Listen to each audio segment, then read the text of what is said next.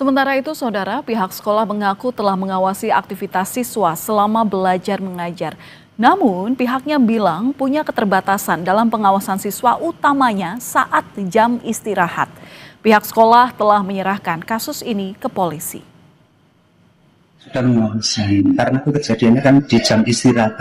Sehingga kan nggak mungkin kami harus memantau di masing-masing lokasi. Walaupun kami ada CCTV, ada CCTV-nya, tapi yang di lantai atasnya nggak ada, yang ada di lapangan. Dan CCTV-nya sudah diamankan pihak. Berarti pada saat kejadian tidak terpantau CCTV ya Pak? Ya mudah-mudahan saja, karena saya nggak tahu isi CCTV-nya. Belum cek ya? Belum cek, dan ini barangnya kan ada di Polres. Ya kalau terpantaunya mungkin pas posisi korban di bawah kalau pas adegan itu ya begitu. Dan untuk mengetahui penanganan lanjutan dari kasus pelajar tewas diduga karena dibully atau dirundung di lingkungan sekolah, kita sudah terhubung dengan Kapolres Grobogan, AKBP Ike Yulianto Wicaksono. Selamat malam, Pak Ike. Selamat malam, Mbak Valen. Iya Pak Ike, kami ingin tahu seperti apa penanganan dari kasus ini karena memang ini melibatkan anak di bawah umur. Sejauh apa penyelidikan yang dilakukan oleh polisi? Siap, terima kasih Mbak. Jadi dapat kami jelaskan bahwa peristiwa ini terjadi pada hari Sabtu, tanggal 11 Oktober 2025. Ini ada dua kejadian. Yang pertama pukul 07.30 ketika ada kegiatan bersih-bersih di kelas, yang mana siswa putri membersihkan di dalam kelas, kemudian yang putra di luar.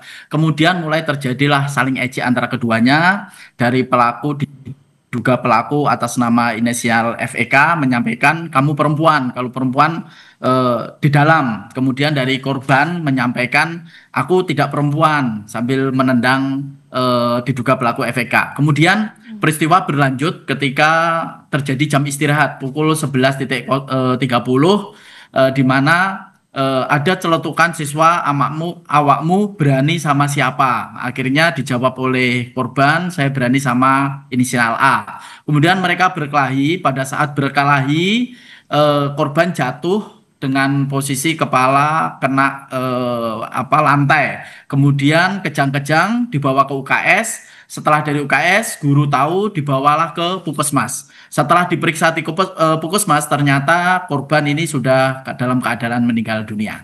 Tentunya kami dalam menangani kasus ini tetap berpegangan teguh dengan Undang-Undang Nomor 11 Tahun 2012 tentang Sistem Peradilan Anak. Saat ini perkara masih kami tangani, Mbak Valen. Oke, tadi disebutkan bahwa saksi yang diperiksa sudah ada 9 orang, siapa saja mereka, dan dari masing-masing apa yang didalami polisi dari keterangannya? Ya, betul.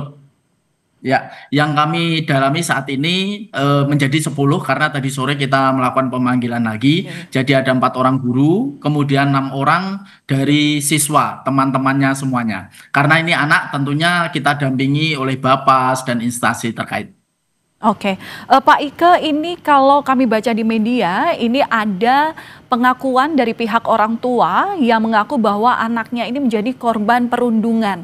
Nah, apakah pihak keluarga ini sudah dilakukan pemeriksaan juga dan bagaimana untuk menjawab asumsi ini, Pak Ike? Ya, kami tetap melakukan pemeriksaan secara profesional, kita berdasarkan alat bukti, saksi-saksi, dan lain-lain. Tentunya informasi ini akan kami dalami kembali, biar tidak ada kegiatan pembulian di sekolah. Tim kami sudah ke sekolah, kita juga melaksanakan kegiatan trauma healing kepada siswa-siswa, jangan sampai peristiwa ini terulang. Kemudian kami juga saat ini sudah melakukan berbagai kegiatan, koordinasi dengan instansi samping, baik Bapas, kemudian PPA dan Dinas Pendidikan untuk mencegah agar tidak terjadi di sekolah manapun. Oke, ini hasil otopsinya seperti apa, Pak? Saat ini dugaan awal hasil otopsi bahwa ada patahan di tulang bagian kepala. Jadi yang menyebabkan meninggal adalah patahan di tulang kepala yang menyambung dengan kepala yang belakang. Itu hasil otopsi awal. Oke, berarti barang bukti apa saja Pak yang saat ini sudah dikantongi polisi?